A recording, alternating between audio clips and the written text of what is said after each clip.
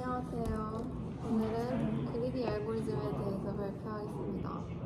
그리디 알고리즘은 탐욕적 알고리즘이라고 불리며 문제를 해결하기 위해서 현재 단계에서 가장 최선이라고 판단되는 선택을 반복적으로 하는 방법입니다.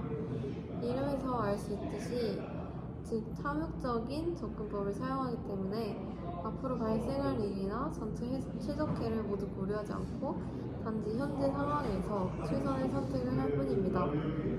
그리디 알고리즘의 핵심 개념은 현재 선택이 미래의 선택에 영향을 주지 않고 각 단계에서 내린 선택들이 모여 최적의 결과를 만들어내는 것입니다.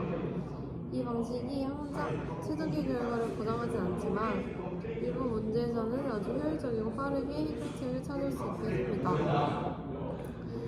먼저 그리디 알고리즘이 성공적으로 적용될 수 있는 문제는 두 가지 조건을 만족해야 하는데요.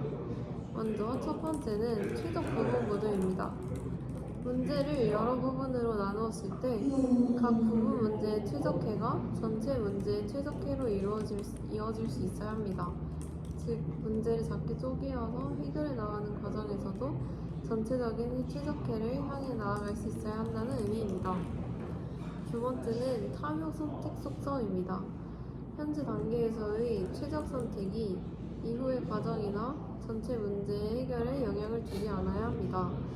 각 단계에서 내린 최선의 선택이 전체 문제를 해결하는 데 걸림돌이 되지 않고 오히려 최종적으로도 최적화로 이어질 수 있어야 합니다.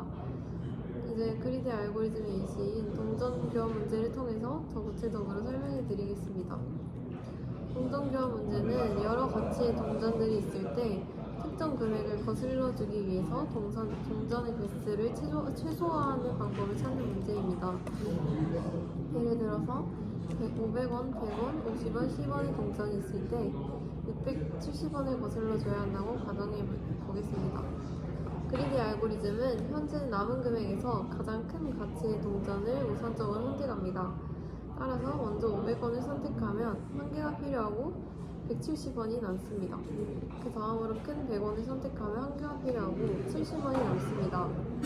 다음은 50원을 선택하면 20원이 남고 마지막으로 10원을 2개 선택하여서 20원을 맞출 수 있습니다.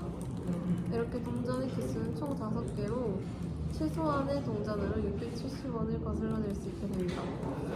그런데 여기에서 한 가지 주의할 점이 있습니다. 모든 동전 교환 문제에서 그리디 알고리즘이 항상 최적화를 보장하진 않습니다. 예를 들어서 400원, 300원, 1원의 동전만 일단 보정하고 800원을 거슬러줘야 한다면 그리디 알고리즘은 300원을